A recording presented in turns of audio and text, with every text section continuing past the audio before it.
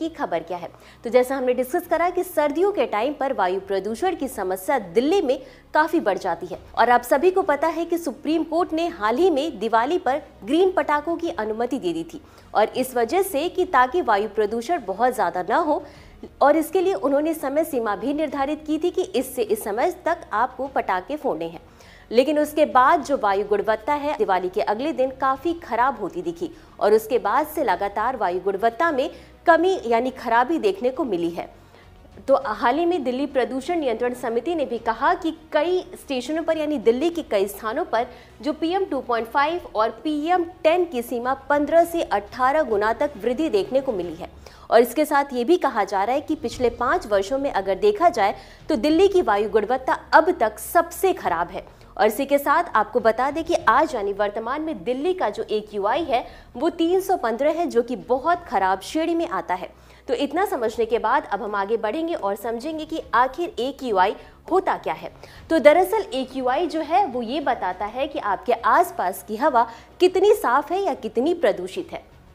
आपको बता दें कि भारत में 2014 में AQI शुरू किया गया था और इसमें PM 10, PM 2.5, nitrogen dioxide, ozone और कार्बन जैसे प्रदूषक मापे जाते हैं कि वायु में इनकी कितनी मात्रा है, उसके अकॉर्डिंग निर्धारित किया जाता है कि वायु जो है वो कितनी प्रदूषित है या कितनी स्वच्छ है। अब AQI की बात करें तो इसे कुल 6 श्रेणियों में बांटा गया है। देख लेते हैं इनका क्या क्या स्तर होता है। तो अगर वायु गुणवत्ता जो है वो 0 से 50 के बीच में है तो श्रेणी अच्छी होगी। अगर 51 से 100 के बीच में है तो स्थिति संतोषजनक होगी। अगर 101 से 200 के बीच में है तो मध्यम प्रदूषित होगी और 201 से 300 के बीच में है तो वायु गुणवत्ता जो है वो खराब श्रेणी में आती है और 301 से 400 के बीच में है तो बहुत खराब श्रेणी होगी। और इसी के साथ अगर 401 से 500 के बीच में है तो स्थिति काफ़ी गंभीर होगी। तो ये तो हो गई हमारी AQI श्रेणियाँ। आप सभी को बता दें कि जब दिल्ली में वायु प्रदूषण बढ़ता है तो दिल्ली सरकार ग्रैप लागू करती है। लेकिन क्यों लागू करती है और कैसे लागू करती है ये भी एक बार हम समझ लेते हैं। लेकिन उसके पहले हम समझेंगे ग्रैप होता क्या है। तो ग्रैप का फुल फॉर्म होता है ग्रेडेड रिस्पॉन्स एक्शन प्लान यानी ग्रैप। अब जैसे जैसे वायु प्रदूषण बढ़ता जाता है वैसे वैसे दिल्ली सरकार जो है ग्रैप के फेजेस लागू करती है। आप देख सकते हैं जो ग्रैप के स्टेज हैं वो 4 होते हैं। ये आपका कैटेगरी और AQI पर बेस्ड होते हैं। अगर वायु की जो AQI है वो 201 से 300 के बीच में होती है तो कैटेगरी पुअर में होती है और स्टेज 1 लागू होता है। इसके बाद 301 और 400 के बीच में AQI होता है तो वेरी पुअर कैटेगरी होती है और स्टेज 2 लागू होता है। और वर्तमान में दिल्ली में ग्रैप का स्टेज 2 लागू किया गया है।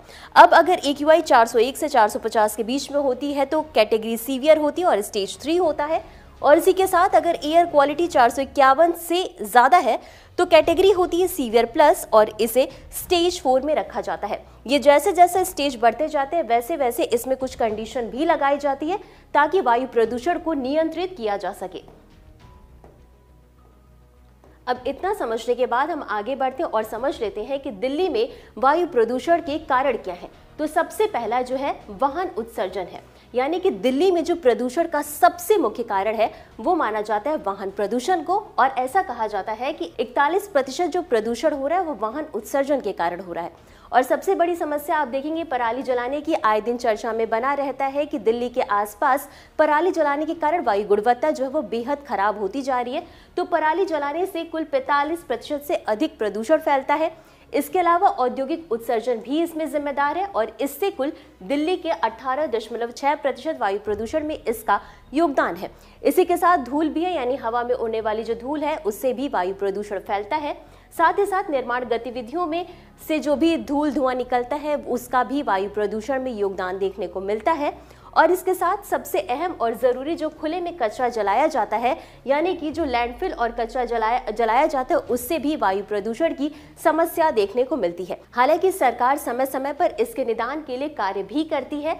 और अभी हाल फिलहाल आप कुछ दिनों से सुन रहे होंगे कि दिल्ली में क्लाउड सीडिंग की बात की जा रही है। हालांकि मौसम की अनुकूल गतिविधियां न होने के कारण क्लाउड सीडिंग में जो है उसकी date daily to daily extend की जा रही है। लेकिन अब हम ये समझ लेते हैं कि क्लाउड सीडिंग होती क्या है। तो सबसे पहले तो हम यही समझ लेते हैं कि ये जो क्लाउड सीडिंग है वो दिल्ली सरकार और IIT कानपुर के द्वारा संयुक्त परीक्षण किया जा रहा है किसका, क्लाउड सीडिंग का। अब ये मौसम परिवर्तन की एक प्रक्रिया होती है। तो इसमें होता क्या है, तो इसमें विमान या मशीन से बादलों में रसायन डाले जाते हैं। वो कौन कौन से रसायन होते हैं, तो ये जो रसायन होते हैं इसमें सिल्वर आयोडाइड, पोटेशियम आयोडाइड और सोडियम क्लोराइड शामिल होते हैं। और ये रसायन को जब बादलों में छोड़ा जाता है तो ये पानी की बूंदों या बर्फ के कण बनाने में मदद करते हैं। अब जब ये बर्फ के कण बनते हैं तो जैसे जैसे ये कण बनते जाते हैं, इनकी जो कण है इसमें वृद्धि होती है और ये कण जो है वो भारी होते हैं।